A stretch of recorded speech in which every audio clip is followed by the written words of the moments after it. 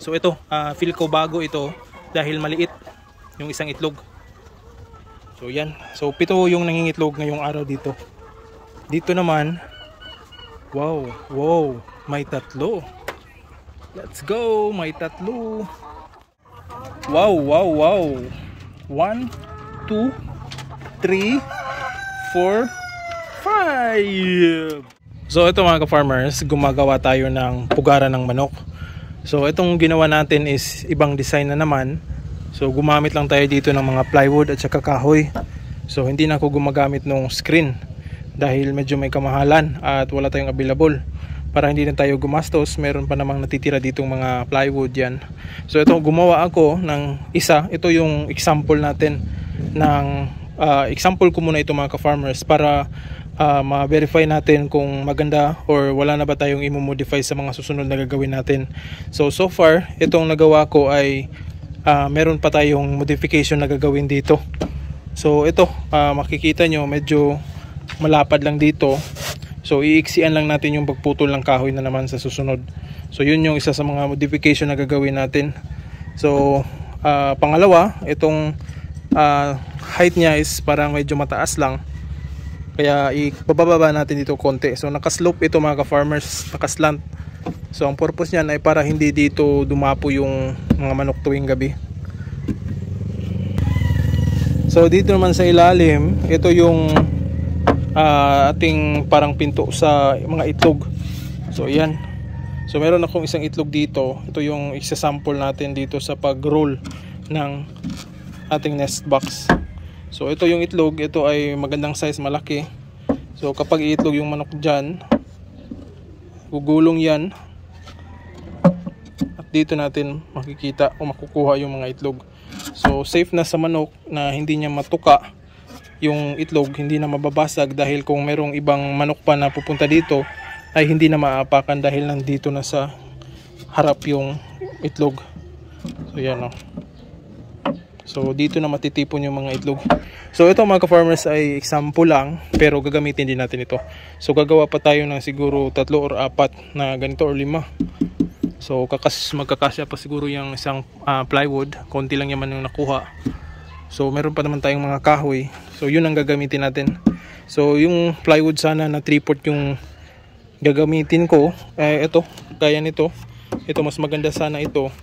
Ang problema, sinasayangan ako dito, nasasayangan ako mga ka-farmers dahil ito magagamit pa naman natin gawing mesa. So hanap na ako ng ibang paraan, kaya ito yung ginagamit ko. Ito yung mga kahoy na gagamitin natin mga ka-farmers. So matagal ko nang natabas ito. Ito yung mga kahoy ng niyog.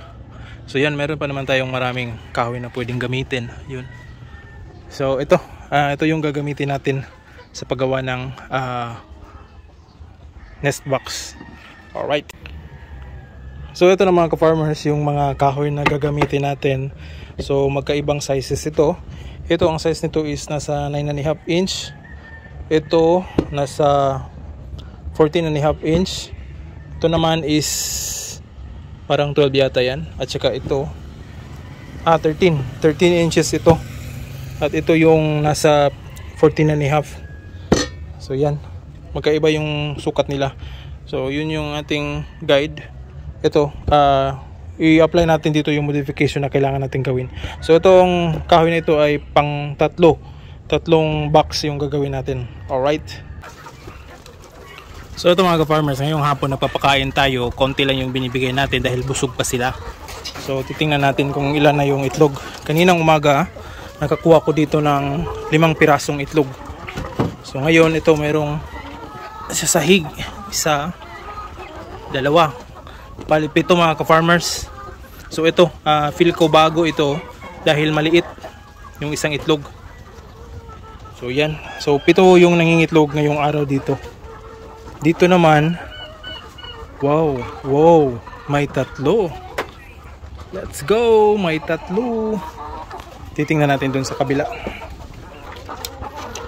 Kahapon mga ka-farmers, yung nangitlog dito sa mga abuhin natin ay 1 lang. So ito, nagpapakasta na rin sila oh. Halos lahat na oh. So ganyan yung mga sinyalis na nagpapakasta. So ito ay 3 yung itlog ngayong araw na ito. Bali merong nadagdag nag-umpisang mga itlog yung 2. So yan o, malalaki yung mga itlog nila.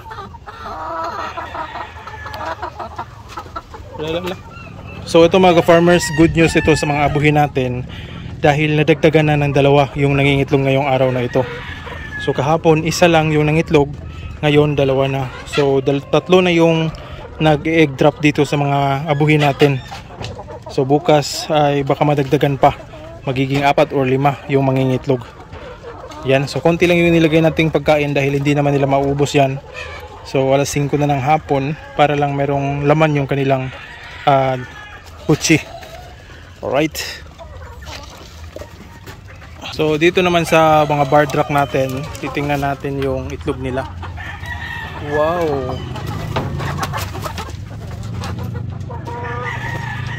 Wala pa rin, hindi sila mangingitlog dito mga ka-farmers. Ito yung mga itlog nila dito natitipon. Wow, wow, wow.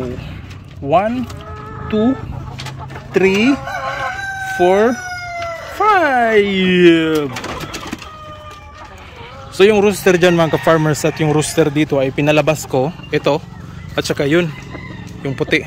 So ang purpose nyan mga ka-farmers ay para makakain ng tama yung mga inahin natin. Dahil paitlogin sila, baka maubos lang ng, or mas marami talaga yung maubos ng rooster natin kaysa mga inahin. So isi-separate natin yung rooster, tsaka papakainin natin ito ng mga inahin, yung mga inahin lang, para talagang mapunta yung protina sa kanilang katawan at tsaka makapaggawa ng itlog. Alright. So yung nest box natin mga ka-farmers ay baka bukas na natin yung tatapusin dahil medyo paggabi na. So bukas na lang. Baka matapos natin yung 3 nest box bukas at saka ma-install natin. So para yung mga manok natin ay malinis yung mga itlog nila at safe yung mga itlog nila, hindi mababasag at hindi madudumihan dahil doon sa ginawa nating nest box.